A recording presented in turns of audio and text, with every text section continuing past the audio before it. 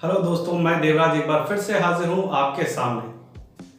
दोस्तों, जैसा कि पिछले वीडियो में हमने डिस्कस किया था कि अब वक्त आ गया है अपने आप को बदल लेने का। और मैंने लास्ट वीडियो में आपसे कमिट किया था कि मैं और मेरी टीम लेकर आएंगे आपके लिए कुछ ऐसी इंपॉर्टेंट स्किल्स जिनको सीखने के बाद आप आने वाला जो वक्त है उसमें सरवाइव कर पाएंगे। क्योंकि आने वाले वक्त में सिर्फ डिग्री से काम नहीं चलेगा। बड़ी बड़ी डिग्रियों वाले अब भजिया बेचने पर आ जाएंगे। दोस्तों, यूं तो दुनिया में सीखने के लिए लाखों चीजें हैं, पूरी जिंदगी कम पड़ जाएगी, लेकिन सीखना कभी खत्म नहीं हो सकता।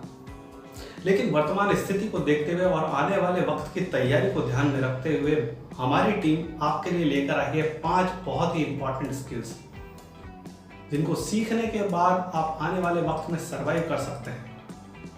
बहुत ही कम समय में सीखी जा सकने वाली ये 5 स्किल्स आपको आने वाले वक्त के लिए तैयार करेंगे और आपको एक्स्ट्रा ऑर्डिनरी बना देंगी। तो जानते हैं क्या है वो 5 स्किल्स और करते हैं उनकी तैयारी, क्योंकि वक्त बहुत ही कम है मेरे दोस्त। दोस्तों, पहले नंबर पर जो स्किल आती है वो है बॉडी लैंग्वेज रीडिंग। ये स्किल बहुत ही ज्यादा इंपॉर्टेंट है। चाहे आप किसी इंटरव्यू के लिए जा रहे हो या आपको अपनी कंपनी के लिए कोई एम्प्लॉय हायर करना हो, आप किसी शॉपिंग मॉल में हो या किसी सब्जी मंडी में बार्गेनिंग कर रहे हो। क्योंकि अक्सर कहा जाता है कि इंसान जबान से सिर्फ झूठ बोलता है, लेकिन उसका शरीर, उसकी आंखें, उसका चेहरा, उसके हाव भाव सच्चाई बयान कर देते हैं। अगर आपको बॉडी लैंग्वेज रीड करना आता है तो आप टॉप लीडर्स में अपनी जगह बना सकते हैं। दुनिया की सभी जॉब्स को कंपेयर करने के बाद जो सबसे टॉप लेवल पे काम आता है वो है सीक्रेट एजेंट्स का। आम बोलचाल की भाषा में कह सकते हैं स्पाई, जासूस। और उसमें भी सबसे बेहतरीन वो होता है जो बॉडी लैंग्वेज रीड करने में महारत हासिल कर लेता है। एक अकेला इंसान जो पूरे देश की राजनीति को, पूरे देश की अर्थव्यवस्था को बदलने की ताकत रखता है, और उस काम में सबसे ज्यादा काम आती है उसकी यही सबसे बेहतरीन स्किल, बॉडी लैंग्वेज रीडिंग, जिसके दम पर वो किसी भी इंसान के मन में चल रहे विचारों को जान लेता है, उसे मैनिपुलेट कर सकता है और अपने लिए उससे काम करवा सकता है। बॉडी लैंग्वेज रीडिंग ही एक आम इंसान में और एक लीडर में फर्क पैदा करती है। क्योंकि अगर आप किसी कला को जानते हैं, किसी स्किल की आपको पूरी तरह से नॉलेज है, तो उसे आप अपने अनुसार काम ले सकते हैं। बॉडी लैंग्वेज रीडिंग आपको अपने ऑफिस में, अपने कार्यक्षेत्र में, अपने बिजनेस में बहुत आगे ले जा सकता है। यूं तो बॉडी लैंग्वेज रीडिंग सदियों से एक आम इंसान और एक लीडर में फर्क करती आई है, लेकिन पहली बार दुनिया ने इसके बारे में जाना सन 1960 में। 26 सितंबर सन 1960 अमेरिकन प्रेसिडेंट की दौड़ में शामिल 2 उम्मीदवार जॉन एफ कैनेडी और रिचर्ड निक्सन पहली बार दुनिया के सामने टीवी पर एक साथ डिबेट के लिए आए। उस वक्त हालात ये थे कि निक्सन 2 बार वाइस प्रेसिडेंट रहने के बाद एक जाना माना चेहरा बन चुके थे, वहीं कैनेडी को सिर्फ कुछ मुट्ठी भर लोग ही जानते थे। इस डिबेट का सीधा प्रसारण रेडियो और टीवी दोनों पर एक साथ किया गया। दोनों में कहीं कोई मुकाबला नहीं था, जमीन आसमान का अंतर था। निक्सन एक बहुत ही फेमस पर्सनैलिटी थे और कैनेडी अपने कुछ मुट्ठी भर साथियों के साथ अमेरिकन प्रेसिडेंट की दौड़ में शामिल हुए थे। इस टीवी डिबेट से कुछ दिन पहले ही निक्सन का रोड एक्सीडेंट हुआ था, जिसमें कि कार दुर्घटना में उनके घुटने पर चोट आई थी, जिसकी वजह से उन्हें हॉस्पिटल में एडमिट करवाया गया था।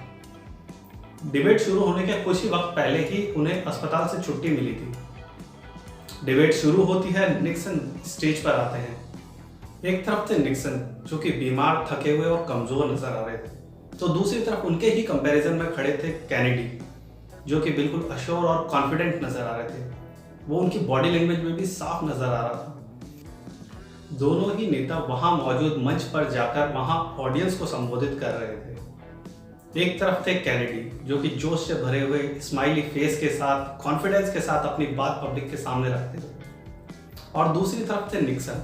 ओवर कॉन्फिडेंस में निक्सन ने मेकअप भी नहीं करवाया, जिससे कि उनके चेहरे की थकान साफ नजर आ रही थी।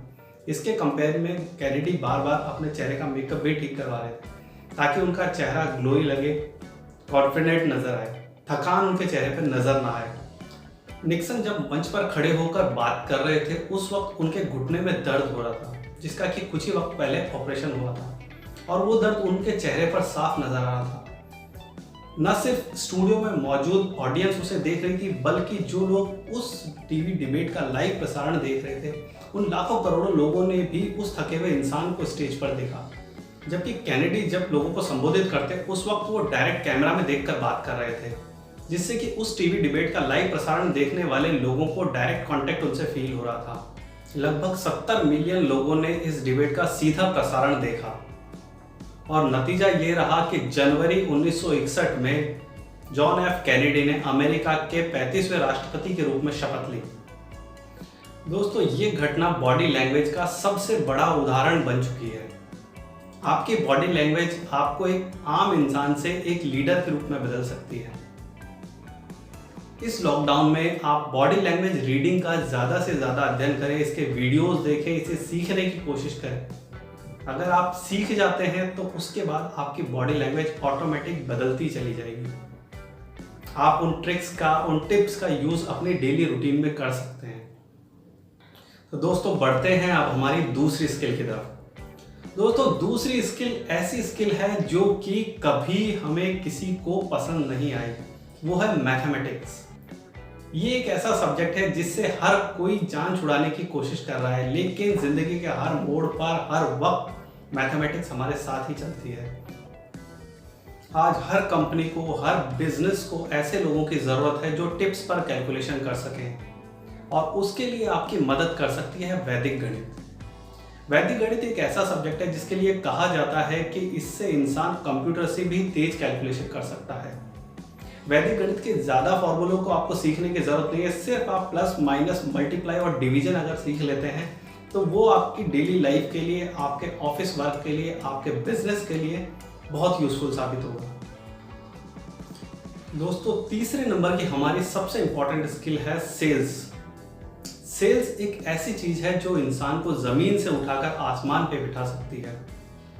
दुनिया का हर बिजनेस खत्म हो जाएगा, लेकिन सेल्स कभी खत्म नहीं हो सकता। जिस इंसान को सेल्स में महारत हासिल है, वो कहीं भी, कभी भी, किसी भी कंडीशन में सरवाइव कर सकता है। इसके लिए एक बहुत बड़ा एग्जाम्पल हमारे पास है। दुनिया के तमाम देश चाइना की नीतियों से परेशान हैं। हम खुद भी कई बार ये कहते हैं कि हम चाइनीज प्रोडक्ट का बहिष्कार करेंगे, लेकिन ऐसा पॉसिबल नहीं है, क्योंकि चाइना ने दुनिया को इस कदर मजबूर कर दिया है कि हमारे पास चाइना के अलावा कोई ऑप्शन ही नहीं बचता है। लोग कहते हैं चाइनीज प्रोडक्ट का बहिष्कार करना चाहिए, चाइनीज प्रोडक्ट नहीं लेने चाहिए, लेकिन कभी ये सोचा है कि अगर चाइना ने बेचना बंद कर दिया तो क्या होगा? स्पेन और इटली को चाइना ने घटिया क्वालिटी के पीपीई किट और मास्क भेजे। ये एग्जाम्पल हमारे पास होने के बाद भी भारत सरकार ने चाइना से प्रोडक्ट ऑर्डर किए। क्यों?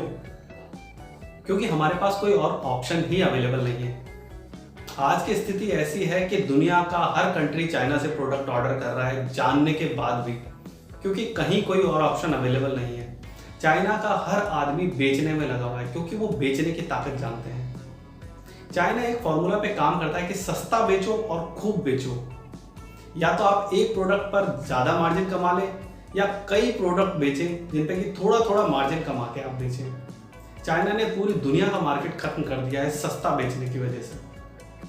कहीं किसी के पास कोई ऑप्शन अवेलेबल नहीं है, क्योंकि चाइनीज इंडस्ट्री लगी हुई है सिर्फ और सिर्फ बेचने में।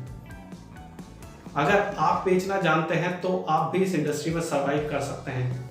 एक ऐसा इंसान जिसने खाली जेब होने के बाद भी बहुत सारा पैसा बनाया है, तो आप देखेंगे कि उसने सिर्फ एक काम किया है, वो है सेल्स का।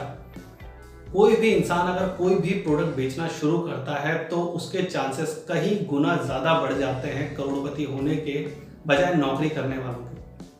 नौकरी करने वाले के पास आज जो नौकरी है उसमें कितने % का इजाफा वो कर लेगा आने वाले 5 साल में, और उसके कंपेयर में आपके पास एक इंसान है जो कि सेल्स कर रहा है। सेल्स एक ऐसी स्किल है जिसे आज के दौर में सीखा जा सकता है। इसकी ट्रेनिंग्स होती हैं, इसके वीडियोस हैं, इनके टिप्स और ट्रिक्स आप सीख सकते हैं। तो दोस्तों, सेल्स एक ऐसी इंपॉर्टेंट चीज है जिसे आपको सीखना बहुत ज़्यादा ज़रूरी हो गया है इस वक्त। दोस्तों, हमारा चौथा पॉइंट है फॉरेन लैंग्वेज सीखना। जी हाँ, कोई भी लैंग्वेज आप सीख सकते हैं, क्योंकि वर्तमान में जो सिचुएशन बन रही है भारत के लिए, उसमें आने वाले दौर में कई कंपनियां बाहरी देशों को छोड़कर, स्पेशली चाइना को छोड़कर, इंडिया में अपने प्लांट सेटअप करना चाहती हैं। और उन्हें ऐसे लोगों की बड़ी मात्रा में ज़रूरत पड़ेगी जो कि टू वे कम्युनिकेशन कर सकें। ऐसे लोगों की बहुत ज़्यादा डिमांड होने वाली है आने वाले वक्त में। इसमें स्पेशली आप चूज़ कर सकते हैं जापानीज़ लैंग्वेज। लगभग 100 से ज़्यादा कंपनियां इस वक्त भारत सरकार के टच में हैं और जापानी सरकार ने खुला अपनी कंपनीज को बोल दिया है वहाँ से अपने सेटअप हटाने के लिए। इसके लिए जापानी गवर्नमेंट ने एक बड़े पैकेज का भी ऐलान कर दिया है। तो ये सारी परिस्थितियां भारत के पक्ष में बन रही हैं। अगर आप बात करें इसके बाद कौन सी लैंग्वेज आप चूज कर सकते हैं तो वो है स्पेनिश और फ्रेंच, जो कि आप सीख सकते हैं। इंग्लिश, चाइनीज और हिंदी के बाद ये दोनों भाषाएं दुनिया में सबसे ज़्यादा बोली जाती हैं और सबसे ज़्यादा ऑप्शन इन लैंग्वेज में अवेलेबल हैं। पांचवी जो स्किल हमने सेलेक्ट की है वो बहुत ही ज़्यादा सोचने विचारने के बाद, कई पैरामीटर्स पर चेक करने के बाद सेलेक्ट की है। ये स्किल एक ऐसी स्किल है जो आपके अंदर की पावर को आपके सामने लाएगी, क्योंकि हर इंसान में दो तरह की क्वालिटी होती है, एक ऊपर जाने वाली, एक नीचे जाने वाली।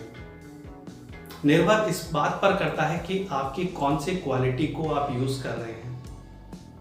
पांचवा जो पॉइंट हमने सेलेक्ट किया है वो है मेडिटेशन, यानी कि ध्यान, योगा। दोस्तों, योगा के बारे में हम सदियों से सुनते आ रहे हैं, हमारी सरकार भी इस पर काम कर रही है, हम कई टीवी चैनल्स भी देखते हैं जो इस पर बेस्ड हैं। योग से आपकी स्किल किस लेवल से निखर कर आती हैं, इसका सबसे बड़ा एग्जाम्पल हमारे पास अवेलेबल है नवजोत सिंह सिद्धू। एक ऐसा इंसान जो 90s पर सिर्फ इसलिए आउट हो जाता था ताकि उसे सेंचुरी होने के बाद माइक पर बोलना ना पड़े। नवजोत सिंह सिद्धू ने अपने इसी डर को दूर करने के लिए ध्यान करना शुरू किया, योग करना शुरू किया, मेडिटेशन की शुरुआत की और उसके बाद धीरे धीरे उन्होंने अपनी स्किल्स को इम्प्रूव किया। और आज हाल ये है कि जब वो बोलते हैं तो दुनिया सिर्फ और सिर्फ सुनती है। दोस्तों, आज मैं आपको बताने वाला हूं ध्यान की, योग की सबसे आसान ट्रिक। आपको करना ये है कि आप सिंपल पद्मासन, सुखासन में आराम से बैठ जाइए एकांत में और उसके बाद सिर्फ अपनी सांसों पर कंसंट्रेट कीजिए। आपकी सांस अंदर आ रही है, बाहर जा रही है, सिर्फ उस पर आपको ध्यान लगाना है। ये क्रिया आप कभी भी किसी भी अवस्था में कर सकते हैं। नॉर्मल अगर आप कुर्सी पर बैठे हैं तो उस कंडीशन में भी आप इसे कर सकते हैं। मतलब इस क्रिया को आप कभी भी, कहीं भी, किसी भी अवस्था में कर सकते हैं। कुछ वक्त बाद आपको महसूस होगा कि आपकी सांसें हैवी हो रही है, आपको सांस लेना एक भारी, बहुत ही हैवी काम लगने लगेगा। यूं तो सांस लेने की क्रिया हमारे जन्म से लेकर मरने तक चलती रहती है, जिस पर हम कभी ध्यान नहीं देते, लेकिन ये सांसें ही हैं जो हमारे विचारों को केंद्रित कर सकती हैं। जैसा कि लॉ ऑफ अट्रैक्शन में हमें बताया जाता है कि इंसान के विचार ही उसका भविष्य निर्माण करते हैं और उसमें कहा जाता है कि आपको पॉजिटिव सोचना चाहिए, नेगेटिव ना सोचें। लेकिन आप चाहे ना चाहे नेगेटिव विचार आपके दिमाग में आ ही जाते हैं। तो ये एक ऐसी क्रिया है जो आपके विचारों को कंसंट्रेट करने में आपको मदद करती है। इसके लिए आपको कोई रॉकेट साइंस लगाने की जरूरत नहीं है, सिर्फ आप अपनी सांसों पर कंसंट्रेट कीजिए। इस वीडियो के खत्म होने के बाद भी अगर आप 5 मिनट के लिए इसे करने की कोशिश करते हैं तो आप महसूस करेंगे कि आपकी सांसें हैवी हो गई हैं। एक आम सी होने वाली डेली रूटीन की 24 घंटे चलने वाली क्रिया आपको एक बहुत भारी काम लगने लगेगी, लेकिन धीरे धीरे अगर आप इसकी प्रैक्टिस करते रहेंगे तो आपके विचार केंद्रित होना शुरू हो जाएंगे और इसका रिजल्ट आप देखना शुरू कर देंगे। क्योंकि इंसान के विचार जितने स्ट्रांग होंगे, उसका ध्यान जितना स्ट्रांग होगा, उसका रिजल्ट उतना ही बेहतरीन आएगा। तो दोस्तों, ये थी कुछ ट्रिक्स जिनको काम लेकर आप अपना भविष्य तैयार कर सकते हैं, भविष्य की तैयारी कर सकते हैं। दोस्तों, भविष्य में बहुत सी ऐसी घटनाएं होने वाली हैं जिनका अभी हम कोई अंदाजा नहीं लगा सकते। दोस्तों, अगर वीडियो आपको पसंद आया तो प्लीज़ इसे लाइक, शेयर और सब्सक्राइब ज़रूर करें। धन्यवाद।